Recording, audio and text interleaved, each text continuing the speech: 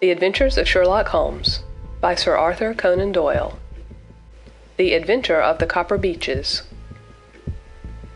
To the man who loves art for its own sake, remarked Sherlock Holmes, tossing aside the advertisement sheet of the Daily Telegraph, it is frequently in its least important and lowliest manifestations that the keenest pleasure is to be derived.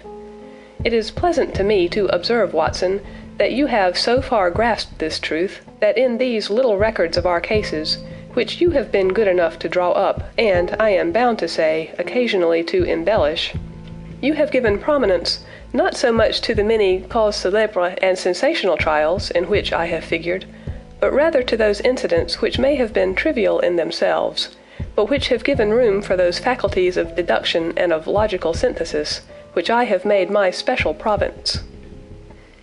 And yet, said I, smiling, I cannot quite hold myself absolved from the charge of sensationalism which has been urged against my records.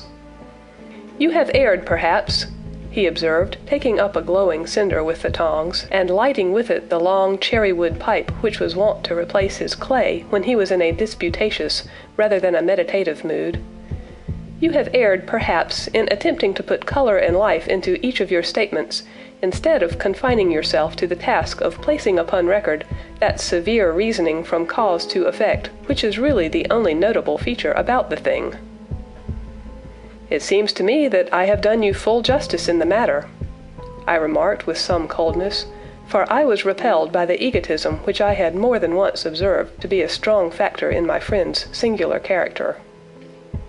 No, it is not selfishness or conceit, said he, answering, as was his wont, my thoughts rather than my words. If I claim full justice for my art, it is because it is an impersonal thing, a thing beyond myself. Crime is common. Logic is rare. Therefore it is upon the logic rather than upon the crime that you should dwell. You have degraded what should have been a course of lectures into a series of tales. It was a cold morning of the early spring, and we sat after breakfast on either side of a cheery fire in the old room at Baker Street. A thick fog rolled down between the lines of dun-colored houses, and the opposing windows loomed like dark, shapeless blurs through the heavy yellow wreaths. Our gas was lit and shone on the white cloth and glimmer of china and metal, for the table had not been cleared yet. Sherlock Holmes had been silent all the morning, dipping continuously into the advertisement columns of a succession of papers, until at last, having apparently given up his search, he had emerged in no very sweet temper to lecture me upon my literary shortcomings. At the same time, he remarked after a pause, during which he had sat puffing at his long pipe and gazing down into the fire, you can hardly be open to a charge of sensationalism, for out of those cases which you have been so kind as to interest yourself in, a fair proportion do not treat of crime in its legal sense at all. The small matter in which I endeavored to help the King of Bohemia, the singular experience of Miss Mary Sutherland, the problem connected with the man with the twisted lip, and the incident of the noble bachelor, were all matters which are outside the pale of the law. But in avoiding the sensational, I fear that you may have bordered on the trivial. The end may have been so, I answered, but the methods I hold to have been novel and of interest. Pshaw, my dear fellow, what do the public, the great unobservant public, who could hardly tell a weaver by his tooth, or a compositor by his left thumb, care about the finer shades of analysis and deduction? But indeed, if you are trivial, I cannot blame you, for the days of the great cases are past. Man, or at least criminal man, has lost all enterprise and originality. As to my own little practice, it seems to be degenerating into an agency for recovering lost lead pencils and giving advice to young ladies from boarding schools. I think that I have touched bottom at last, however. This note I had this morning marks my 0 point, I fancy. Read it." He tossed a crumpled letter across to me. It was dated from Montague Place upon the preceding evening, and ran thus: "Dear Mr. Holmes, I am very anxious to consult you as to whether I should or should not accept a situation which has been offered to me as governess. I shall call at 10:30 tomorrow if I do not inconvenience you. Yours faithfully, Violet Hunter. Do you know the young lady? I asked. Not I. It is 10:30 now. Yes, and I have no doubt that is her ring. It may turn out to be of more interest than you think. You remember that the affair of the blue carbuncle, which appeared to be a mere whim at first, developed into a serious investigation. It may be so in this case also. Well, let us hope so. But our doubts will very soon be solved, for here, unless I am much mistaken, is the person in question. As he spoke, the door opened, and a young lady entered the room. She was plainly but neatly dressed, with a bright, quick face, freckled like a plover's egg, and with the brisk manner of a woman who has had her own way to make in the world. "You will excuse my troubling you, I am sure," said she, as my companion rose to greet her, "but I have had a very strange experience, and as I have no parents or relations of any sort from whom I could ask advice, I thought that perhaps you would be kind enough to tell me what I should do. Pray take a seat, Miss Hunter. I shall be happy to do anything that I can to serve you." I could see that Holmes was favorably impressed by the manner and speech of his new client. He looked her over in his searching fashion, and then composed himself, with his lids drooping and his fingertips together, to listen to her story. "I have been a governess for 5 years," said she, "in the family of Colonel Spence Monroe. But 2 months ago the Colonel received an appointment at Halifax, in Nova Scotia, and took his children over to America with him, so that I found myself without a situation. I advertised, and I answered advertisements, but without success. At last the little money which I had saved began to run short, and I was at my wits' end as to what I should do. There is a well-known agency for governesses in the West End called Westaways, and there I used to call about once a week in order to see whether anything had turned up which might suit me. Westaway was the name of the founder of the business, but it is really managed by Miss Stoper. She sits in her own little office, and the ladies who are seeking employment wait in an anteroom, and are then shown in one by one, when she consults her ledgers and sees whether she has anything which would suit them. Well, when I called last week, I was shown into the little office as usual, but I found that Miss Stoper was not alone. A prodigiously stout man with a very smiling face and a great heavy chin which rolled down in fold upon fold over his throat, sat at her elbow with a pair of glasses on his nose, looking very earnestly at the ladies who entered. As I came in, he gave quite a jump in his chair, and turned quickly to Miss Stoper. "That will do," said he. "I could not ask for anything better. Capital, capital." He seemed quite enthusiastic, and rubbed his hands together in the most genial fashion. He was such a comfortable-looking man that it was quite a pleasure to look at him. "You are looking for a situation, miss?" he asked. "Yes, sir." "As governess?" "Yes, sir." "And what salary do you ask?" "I had £4 a month in my last place with Colonel Spence Monroe." "Oh, tut, tut, sweating, rank sweating," he cried, throwing his fat hands out into the air like a man who is in a boiling passion. "How could anyone offer so pitiful a sum to a lady with such attractions and accomplishments?" "My accomplishments, sir, may be less than you imagine," said I. "A little French, a little German, music, and drawing." "Tut, tut," he cried. "This is all quite beside the question. The point is, have you or have you not the bearing and deportment of a lady? There it is in a nutshell. If you have not, you are not fitted for the rearing of a child who may some day play a considerable part in the history of the country. But if you have, why, then, how could any gentleman ask you to condescend to accept anything under the 3 figures? Your salary with me, madam, would commence at £100 a year." You may imagine, Mr. Holmes, that to me, destitute as I was, such an offer seemed almost too good to be true. The gentleman, however, seeing perhaps the look of incredulity upon my face, opened a pocket-book and took out a note. "It is also my custom," said he, smiling in the most pleasant fashion until his eyes were just two little shining slits amid the white creases of his face, "to advance to my young ladies half their salary beforehand, so that they may meet any little expenses of their journey and their wardrobe." It seemed to me that I had never met so fascinating and so thoughtful a man. As I was already in debt to my tradesmen, the advance was a great convenience, and yet there was something unnatural about the whole transaction which made me wish to know a little more before I quite committed myself.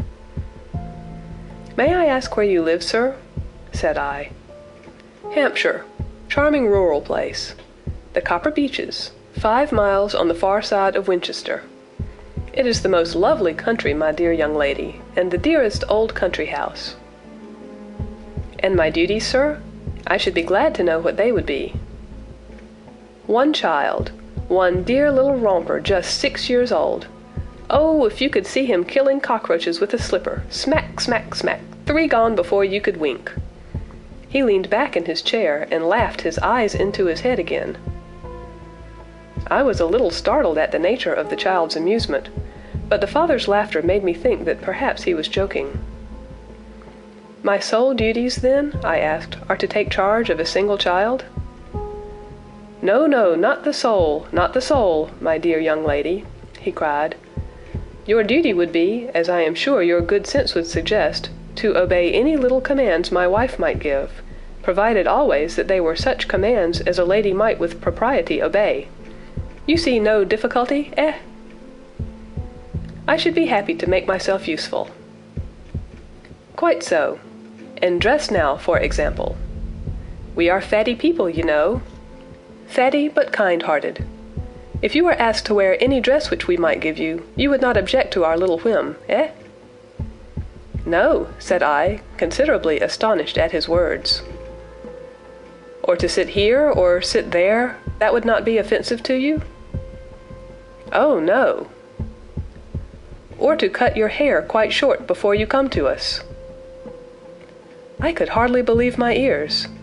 As you may observe, Mr. Holmes, my hair is somewhat luxuriant, of a rather peculiar tint of chestnut. It has been considered artistic. I could not dream of sacrificing it in this offhand fashion. "I am afraid that that is quite impossible," said I. He had been watching me eagerly out of his small eyes, and I could see a shadow pass over his face as I spoke. "I am afraid that it is quite essential," said he. "It is a little fancy of my wife's, and ladies' fancies, you know, madam, ladies' fancies must be consulted. And so you won't cut your hair?" "No, sir, I really could not," I answered firmly.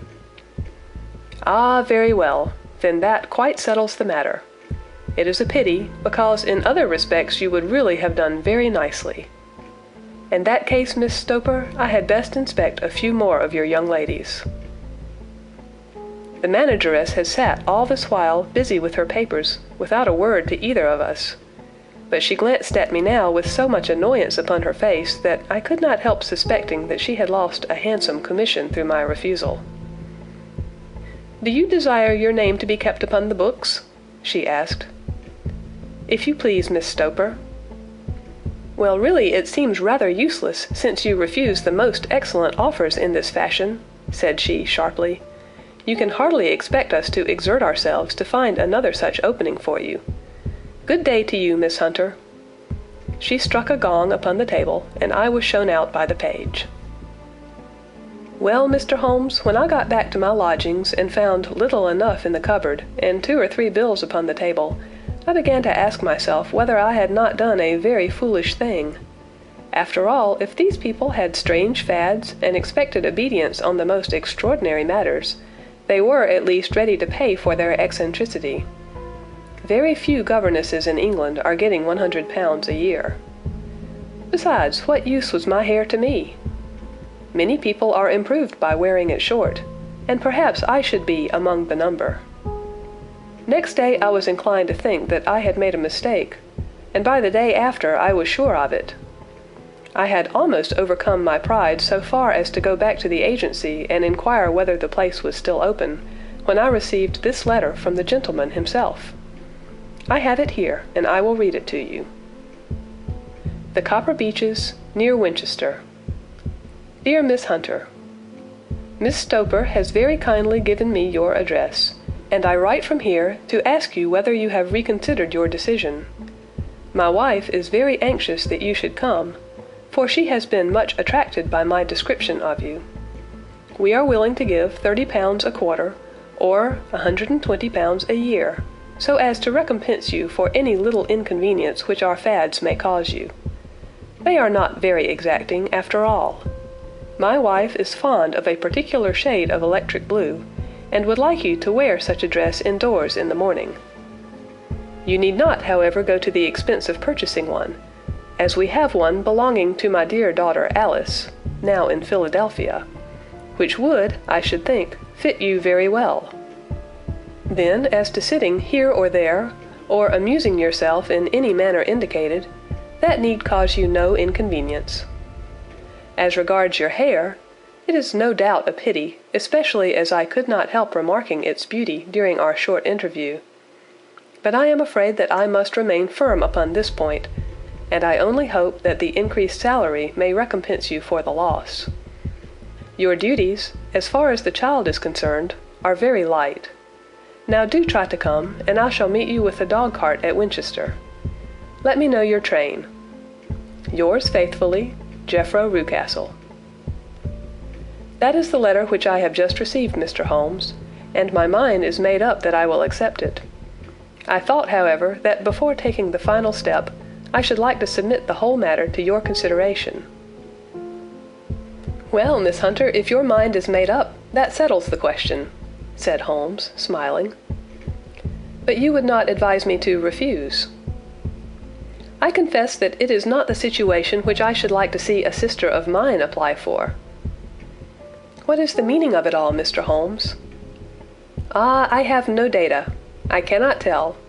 Perhaps you have yourself formed some opinion? Well, there seems to me to be only one possible solution. Mr. Rucastle seemed to be a very kind, good-natured man. Is it not possible that his wife is a lunatic, and that he desires to keep the matter quiet for fear she should be taken to an asylum, and that he humors her fancies in every way in order to prevent an outbreak? That is a possible solution.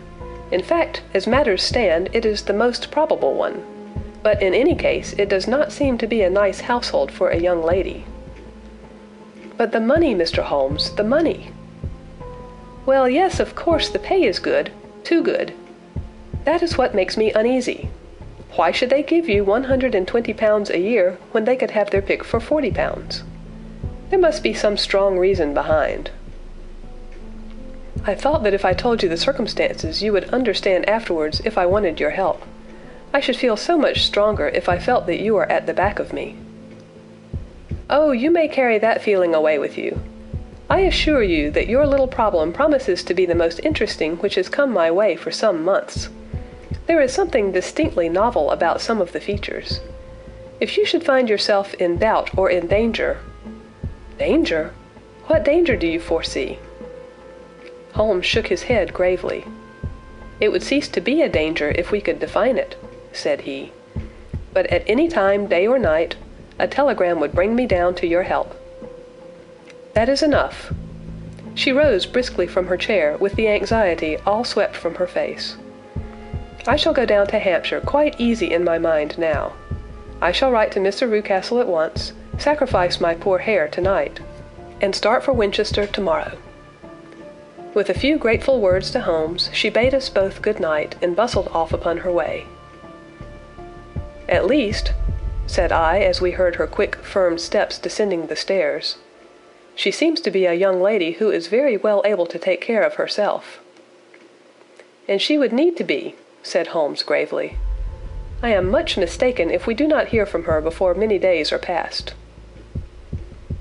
It was not very long before my friend's prediction was fulfilled. A fortnight went by, during which I frequently found my thoughts turning in her direction, and wondering what strange side alley of human experience this lonely woman had strayed into. The unusual salary, the curious conditions, the light duties, all pointed to something abnormal, though whether a fad or a plot, or whether the man were a philanthropist or a villain, it was quite beyond my powers to determine.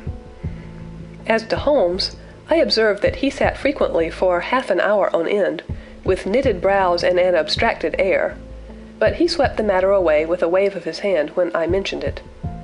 "Data, data, data," he cried impatiently. "I can't make bricks without clay." And yet he would always wind up by muttering that no sister of his should ever have accepted such a situation. The telegram which we eventually received came late one night, just as I was thinking of turning in, and Holmes was settling down to one of those all-night chemical researches which he frequently indulged in, when I would leave him stooping over a retort and a test tube at night, and find him in the same position when I came down to breakfast in the morning. He opened the yellow envelope, and then, glancing at the message, threw it across to me. "Just look up the trains in Bradshaw," said he, and turned back to his chemical studies. The summons was a brief and urgent one.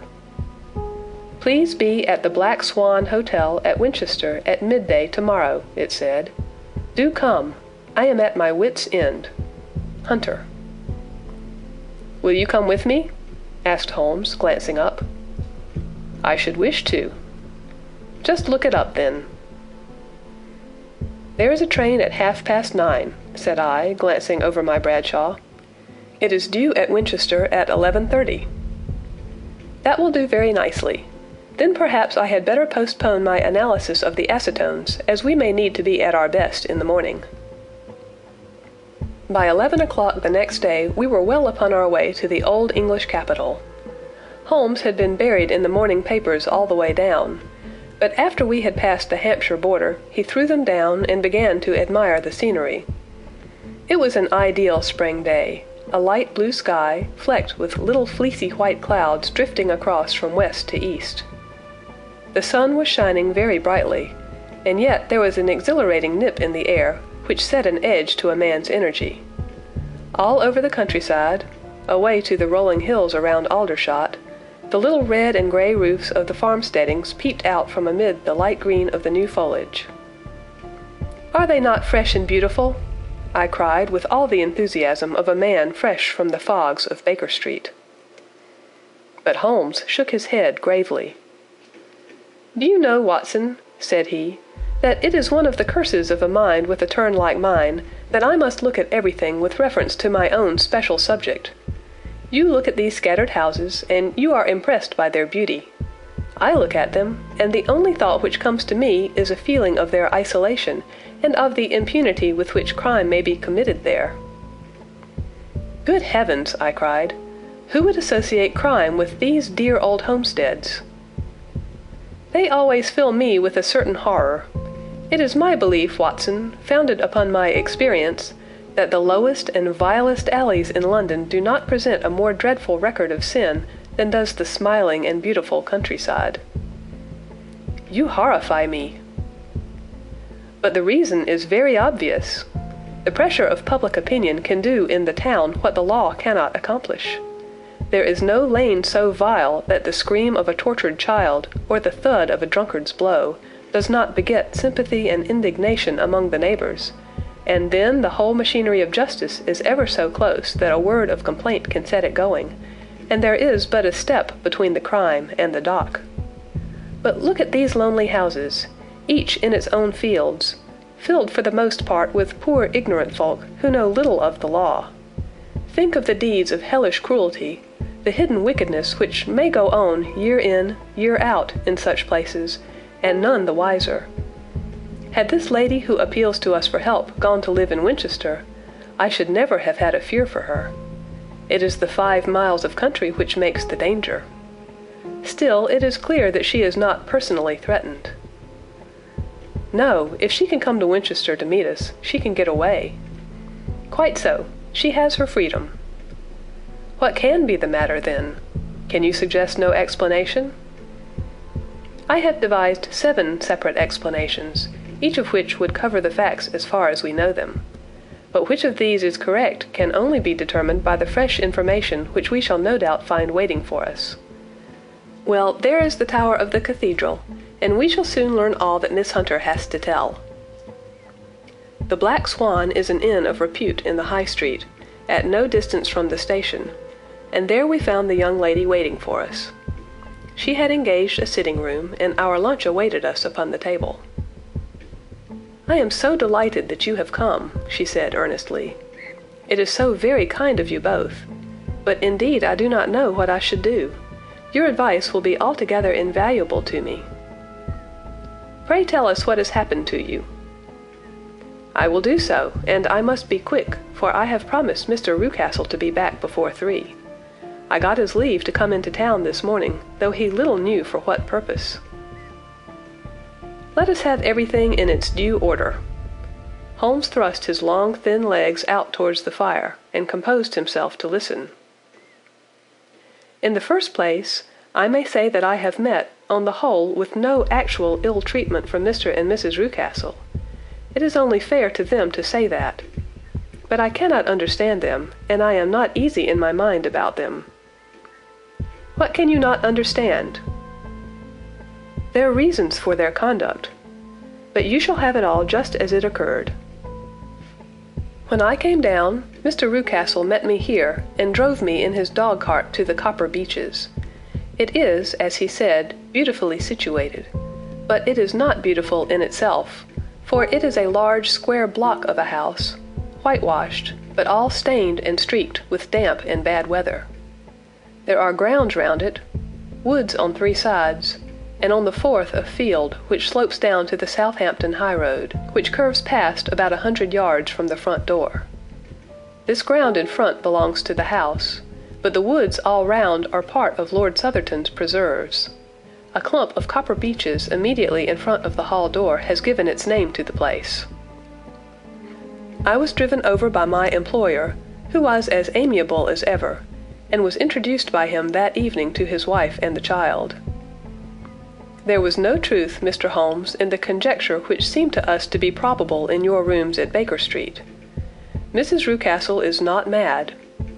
I found her to be a silent, pale-faced woman, much younger than her husband, and not more than 30, I should think, while he can hardly be less than 45.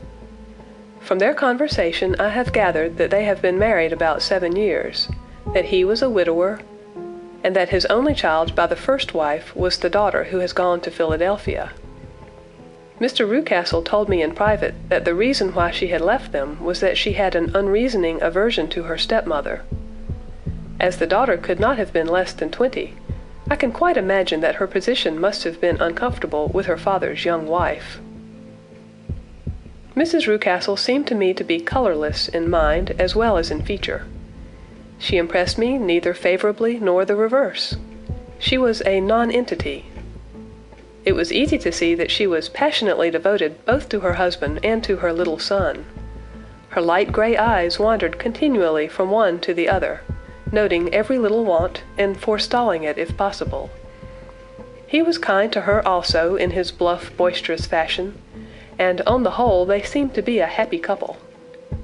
And yet she had some secret sorrow, this woman. She would often be lost in deep thought, with the saddest look upon her face. More than once I have surprised her in tears.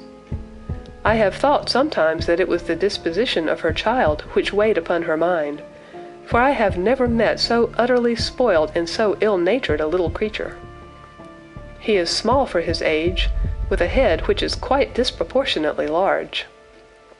His whole life appears to be spent in an alternation between savage fits of passion and gloomy intervals of sulking. Giving pain to any creature weaker than himself seems to be his one idea of amusement, and he shows quite remarkable talent in planning the capture of mice, little birds, and insects. But I would rather not talk about the creature, Mr. Holmes, and indeed he has little to do with my story.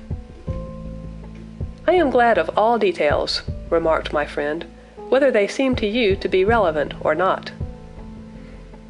"I shall try not to miss anything of importance. The one unpleasant thing about the house, which struck me at once, was the appearance and conduct of the servants. There are only 2, a man and his wife. Toller, for that is his name, is a rough, uncouth man, with grizzled hair and whiskers and a perpetual smell of drink. Twice since I have been with him he has been quite drunk, and yet Mr. Rucastle seemed to take no notice of it. His wife is a very tall and strong woman with a sour face, as silent as Mrs. Rucastle, and much less amiable. They are a most unpleasant couple, but fortunately I spend most of my time in the nursery and my own room, which are next to each other in one corner of the building. For 2 days after my arrival at the Copper Beeches, my life was very quiet. On the third, Mrs. Rucastle came down just after breakfast and whispered something to her husband. "Oh, yes," said he, turning to me. "We are very much obliged to you, Miss Hunter, for falling in with our whims so far as to cut your hair. I assure you that it has not detracted in the tiniest iota from your appearance. We shall now see how the electric blue dress will become you. You will find it laid out upon the bed in your room, and if you will be so good as to put it on, we should both be extremely obliged." The dress which I found waiting for me was of a peculiar shade of blue. It was of excellent material, a sort of beige, but it bore unmistakable signs of having been worn before. It could not have been a better fit if I had been measured for it. Both Mr. and Mrs. Rucastle expressed a delight at the look of it, which seemed quite exaggerated in its vehemence. They were waiting for me in the drawing room, which is a very large room stretching along the entire front of the house, with 3 long windows reaching down to the floor. A chair had been placed close to the central window with its back turned towards it. In this I was asked to sit, and then Mr. Rucastle, walking up and down on the other side of the room, began to tell me a series of the funniest stories that I have ever listened to. You cannot imagine how comical he was, and I laughed until I was quite weary. Mrs. Rucastle, however, who has evidently no sense of humor, never so much as smiled, but sat with her hands in her lap, and a sad, anxious look upon her face. After an hour or so, Mr. Rucastle suddenly remarked that it was time to commence the duties of the day, and that I might change my dress and go to little Edward in the nursery. 2 days later, this same performance was gone through under exactly similar circumstances. Again I changed my dress, again I sat in the window, and again I laughed very heartily at the funny stories of which my employer had an immense repertoire, and which he told inimitably. Then he handed me a yellow-backed novel, and moving my chair a little sideways that my own shadow might not fall upon the page, he begged me to read aloud to him. I read for about 10 minutes, beginning in the heart of a chapter, and then suddenly, in the middle of a sentence, he ordered me to cease and to change my dress. You can easily imagine, Mr. Holmes, how curious I became as to what the meaning of this extraordinary performance could possibly be. They were always very careful, I observed, to turn my face away from the window, so that I became consumed with the desire to see what was going on behind my back. At first it seemed to be impossible, but I soon devised a means. My hand mirror had been broken, so a happy thought seized me, and I concealed a piece of the glass in my handkerchief. On the next occasion, in the midst of my laughter, I put my handkerchief up to my eyes, and was able with a little management to see all that there was behind me. I confess that I was disappointed. There was nothing. At least, that was my first impression. At the second glance, however, I perceived that there was a man standing in the Southampton Road, a small bearded man in a grey suit, who seemed to be looking in my direction. The road is an important highway, and there are usually people there. This man, however, was leaning against the railings which bordered our field, and was looking earnestly up. I lowered my handkerchief and glanced at Mrs. Rucastle, to find her eyes fixed upon me with a most searching gaze. She said nothing, but I am convinced that she had divined that I had a mirror in my hand, and had seen what was behind me. She rose at once. "Jeffro," said she, "there is an impertinent fellow upon the road there who stares up at Miss Hunter." "No friend of yours, Miss Hunter?" he asked. "No, I know no one in these parts." "Dear me, how very impertinent! Kindly turn round and motion to him to go away." "Surely it would be better to take no notice." "No, no, we should have him loitering here always. Kindly turn round and wave him away like that." I did as I was told, and at the same instant Mrs. Rucastle drew down the blind. That was a week ago, and from that time I have not sat again in the window, nor have I worn the blue dress, nor seen the man in the road. "Pray continue," said Holmes. "Your narrative promises to be a most interesting one." "You will find it rather disconnected, I fear, and there may prove to be little relation between the different incidents of which I speak. On the very first day that I was at the Copper Beeches, Mr. Rucastle took me to a small outhouse which stands near the kitchen door. As we approached it, I heard the sharp rattling of a chain and the sound as of a large animal moving about. "Look in here," said Mr. Rucastle, showing me a slit between two planks. "Is he not a beauty?" I looked through and was conscious of two glowing eyes and of a vague figure huddled up in the darkness.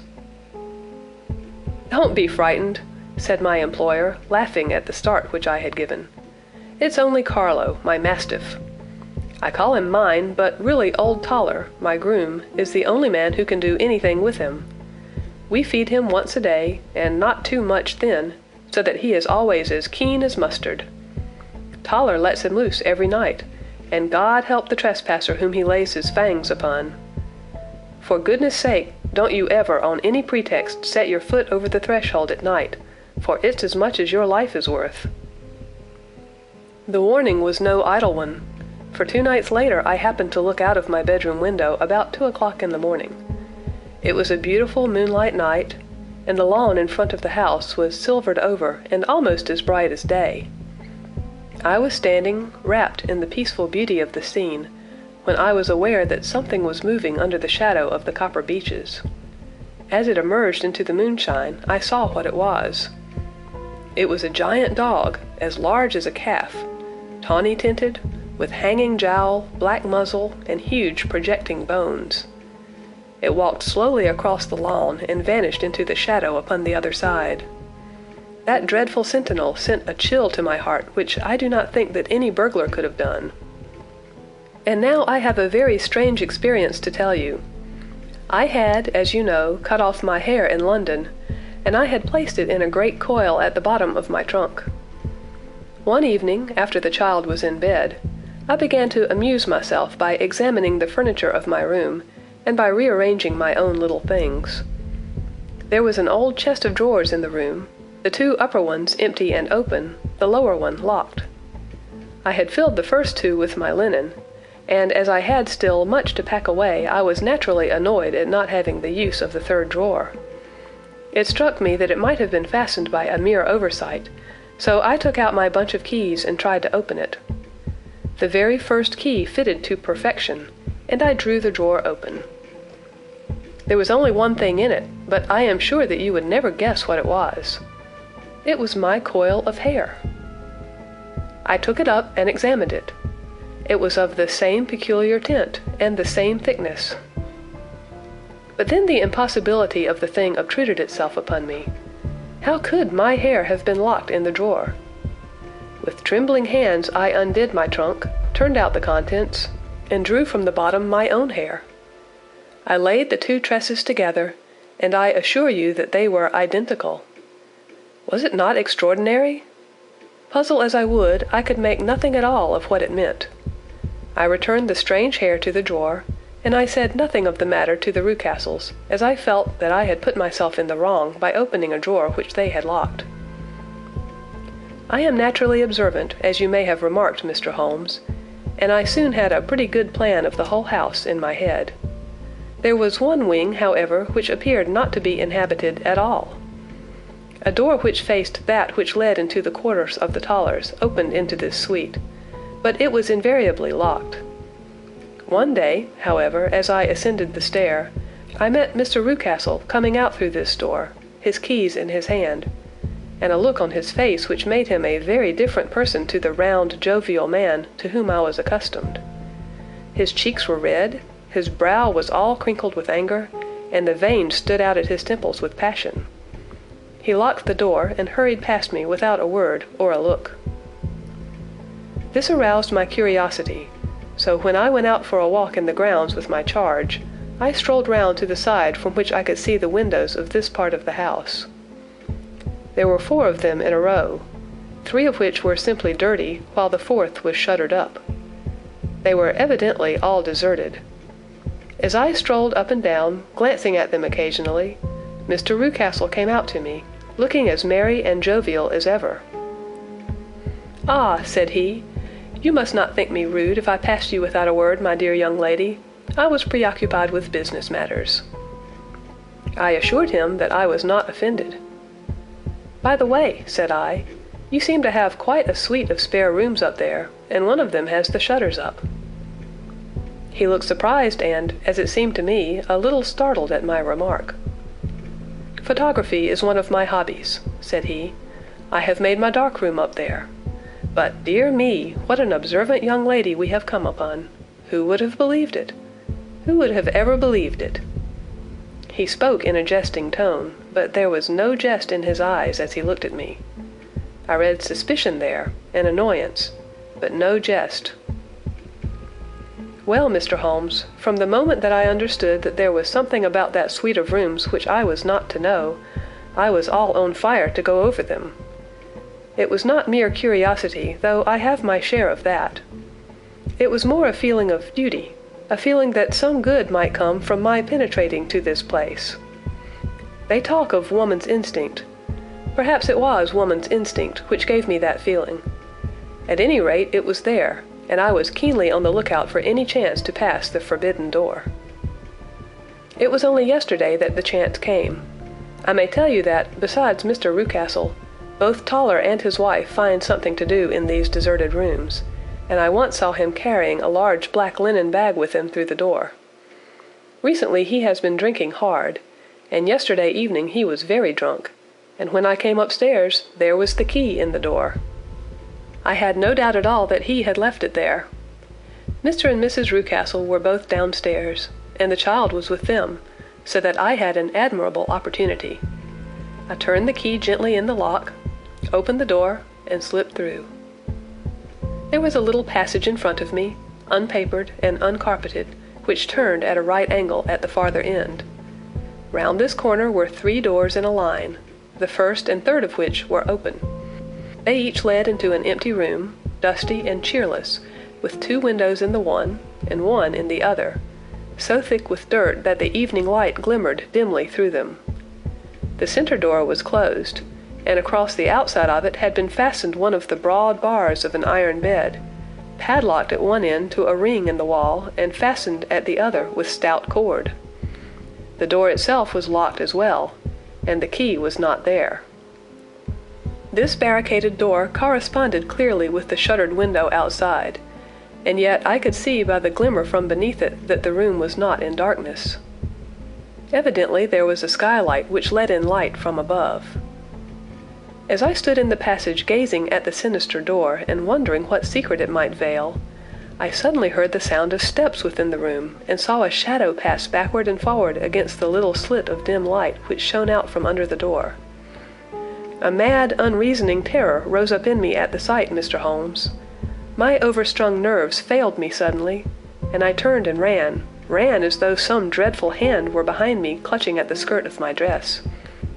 I rushed down the passage, through the door, and straight into the arms of Mr. Rucastle, who was waiting outside. "So," said he, smiling, "it was you then. I thought that it must be when I saw the door open." "Oh, I am so frightened," I panted. "My dear young lady," you cannot think how caressing and soothing his manner was. "And what has frightened you, my dear young lady?" But his voice was just a little too coaxing. He overdid it. I was keenly on my guard against him. "I was foolish enough to go into the empty wing," I answered, "but it is so lonely and eerie in this dim light that I was frightened and ran out again. Oh, it is so dreadfully still in there." "Only that?" said he, looking at me keenly. "Why, what did you think?" I asked. "Why do you think that I locked this door?" "I am sure that I do not know." "It is to keep people out who have no business there, do you see?" He was still smiling in the most amiable manner. I am sure if I had known. Well, then you know now. And if you ever put your foot over that threshold again—" Here in an instant the smile hardened into a grin of rage, and he glared down at me with the face of a demon. "I'll throw you to the mastiff." I was so terrified that I do not know what I did. I suppose that I must have rushed past him into my room. I remember nothing until I found myself lying on my bed, trembling all over. Then I thought of you, Mr. Holmes. I could not live there longer without some advice. I was frightened of the house, of the man, of the woman, of the servants, even of the child. They were all horrible to me. If I could only bring you down, all would be well. Of course I might have fled from the house, but my curiosity was almost as strong as my fears. My mind was soon made up. I would send you a wire. I put on my hat and cloak, went down to the office, which is about half a mile from the house, and then returned feeling very much easier. A horrible doubt came into my mind as I approached the door lest the dog might be loose, but I remembered that Toller had drunk himself into a state of insensibility that evening, and I knew that he was the only one in the household who had any influence with the savage creature, or who would venture to set him free. I slipped in safety, and lay awake half the night in my joy at the thought of seeing you. I had no difficulty in getting leave to come into Winchester this morning, but I must be back before 3 o'clock, for Mr. and Mrs. Rucastle are going on a visit and will be away all the evening, so that I must look after the child. Now I have told you all my adventures, Mr. Holmes, and I should be very glad if you could tell me what it all means, and above all, what I should do." Holmes and I had listened spellbound to this extraordinary story. My friend rose now and paced up and down the room, his hands in his pockets, and an expression of the most profound gravity upon his face. "Is Toller still drunk?" he asked. "Yes, I heard his wife tell Mrs. Rucastle that she could do nothing with him." "That is well. And the Rucastles go out tonight?" "Yes." "Is there a cellar with a good strong lock?" "Yes, the wine cellar." "You seem to me to have acted all through this matter like a very brave and sensible girl, Miss Hunter. Do you think that you could perform one more feat? I should not ask it of you if I did not think you quite an exceptional woman." "I will try. What is it?" "We shall be at the Copper Beeches by 7 o'clock, my friend and I. The Rucastles will be gone by that time, and Toller will, we hope, be incapable. There only remains Mrs. Toller, who might give the alarm. If you could send her into the cellar on some errand, and then turn the key upon her, you would facilitate matters immensely." "I will do it." "Excellent. We shall then look thoroughly into the affair. Of course there is only one feasible explanation. You have been brought there to personate someone, and the real person is imprisoned in this chamber. That is obvious. As to who this prisoner is, I have no doubt that it is the daughter, Miss Alice Rucastle, if I remember right, who is said to have gone to America. You were chosen, doubtless, as resembling her in height, figure, and the color of her hair.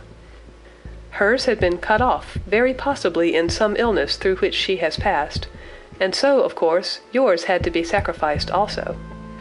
By a curious chance you came upon her tresses. The man in the road was undoubtedly some friend of hers, possibly her fiancé, and no doubt, as you wore the girl's dress and were so like her, he was convinced from your laughter, whenever he saw you, and afterwards from your gesture, that Miss Rucastle was perfectly happy, and that she no longer desired his attentions. The dog is let loose at night to prevent him from endeavoring to communicate with her. So much is fairly clear. The most serious point in the case is the disposition of the child." "What on earth has that to do with it?" I ejaculated. "My dear Watson, you as a medical man are continually gaining light as to the tendencies of a child by the study of the parents. Don't you see that the converse is equally valid? I have frequently gained my first real insight into the character of parents by studying their children. This child's disposition is abnormally cruel, merely for cruelty's sake, and whether he derives this from his smiling father, as I should suspect, or from his mother, it bodes evil for the poor girl who is in their power." "I am sure that you are right, Mr. Holmes," cried our client. "1,000 things come back to me which make me certain that you have hit it. Oh, let us lose not an instant in bringing help to this poor creature.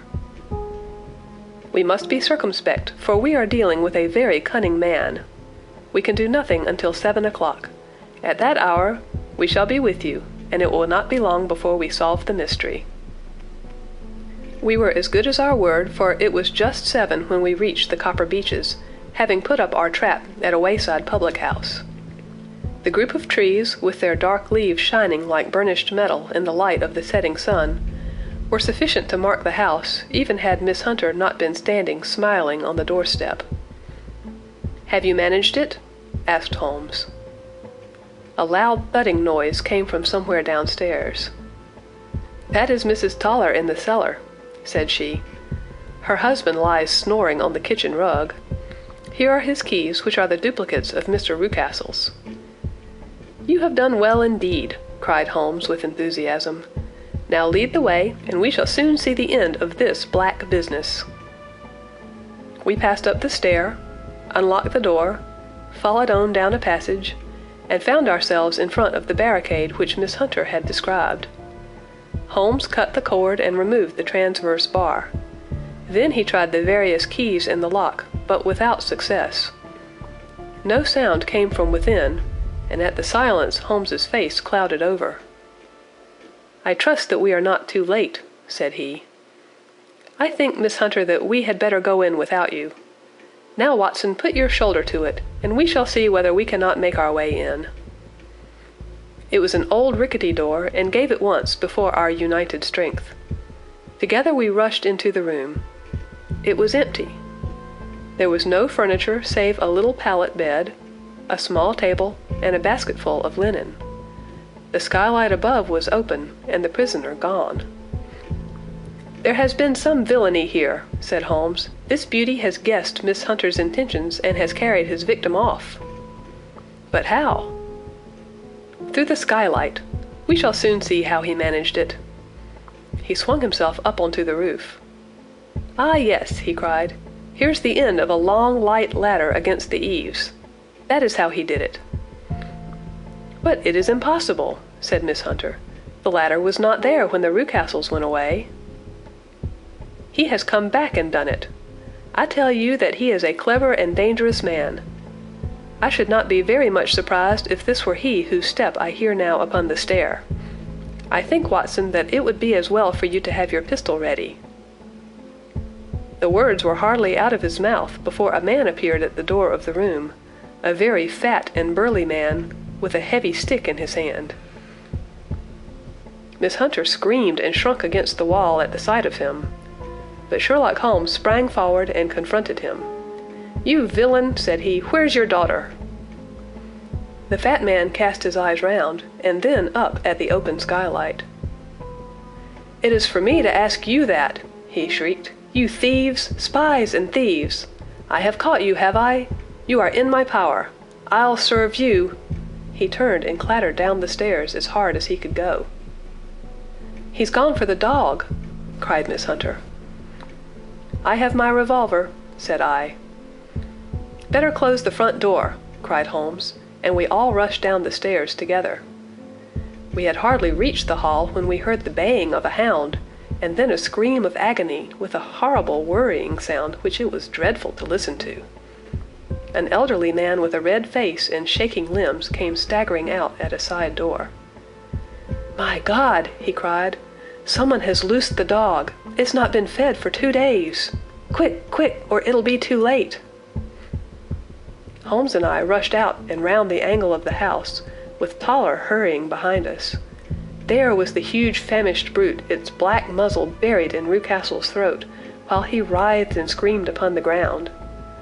Running up, I blew its brains out, and it fell over with its keen white teeth still meeting in the great creases of his neck. With much labor we separated them, and carried him, living but horribly mangled, into the house.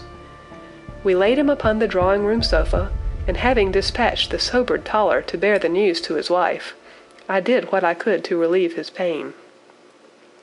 We were all assembled round him when the door opened, and a tall, gaunt woman entered the room.